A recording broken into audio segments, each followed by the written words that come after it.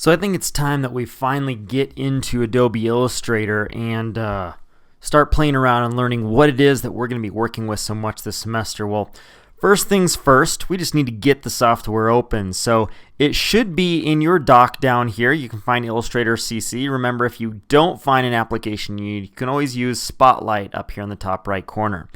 So go ahead and get Illustrator open. Now, while that's opening, I will also emphasize from here out, and that goes for this quest chain as well as probably most quests throughout the semester, these videos are what are called tutorials.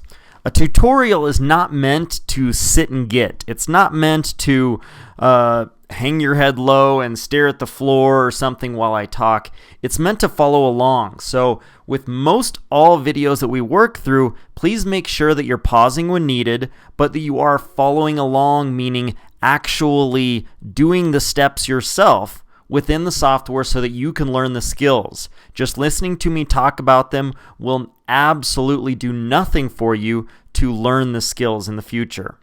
All right. Hopefully you have Illustrator open now, and yes, you are not seeing the exact thing that you see on my screen here. Well, that's because I have a whole bunch of different recent files open that I've been working with. You don't have anything. It's a brand new account on the computer. It's blank. You shouldn't see anything there, meaning that you need to create something new. So let's click on the new button. You can also see the Command N, which is the command shortcut used for almost every program to get a new window. All right, now in this window, this dialog box, you have a few options to pick what you want to work with. Again, recent, it's going to show what type of files you've most usually used repeatedly. Saved are certain specific formats that you create. Well, we're going to be using web and print. And so you can see some of the most common presets right here.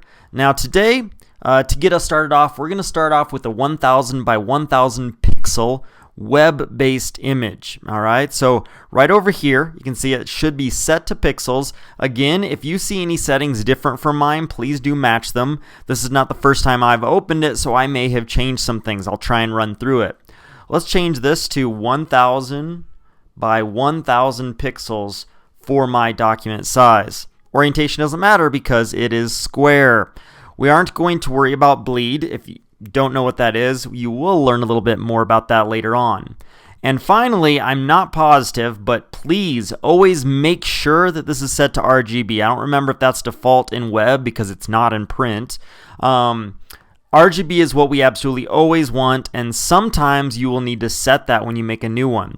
There are more settings available in here. This is kind of the old school screen that I'm really more used to, but we don't need to worry about anything with that. So you cancel out of that. There we go. Oh, we almost forgot. Let's title this, and it's going to come up in the next series. So let's just title it correctly now. This is going to always be titled the same way. Title it your last name, not mine, underscore, your first initial, underscore, and then for this project, it's going to be called Gravatar. All right, if you know what that is, you know what we're heading towards. If you don't, you're going to learn very soon. So your last name underscore your first initial underscore Gravatar. Create, and there we have our blank document. Now again, yours is going to look a little bit different than mine, okay, because I've had mine open before. I'm going to try and set mine up to look like yours. I still don't know if it'll be identical, but you can mimic this exact setting.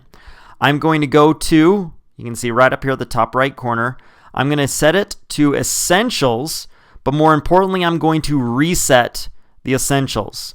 And you should end up with something like this. Now, this little thing that opens right here, it's kind of frustrating and annoying. Libraries, you guys don't have access to libraries. It's one of the cloud elements in how you can save files to a cloud, access them on different computers or your mobile devices, things like that. Since I have a cloud account, I'm able to use a special Creative Cloud service right here.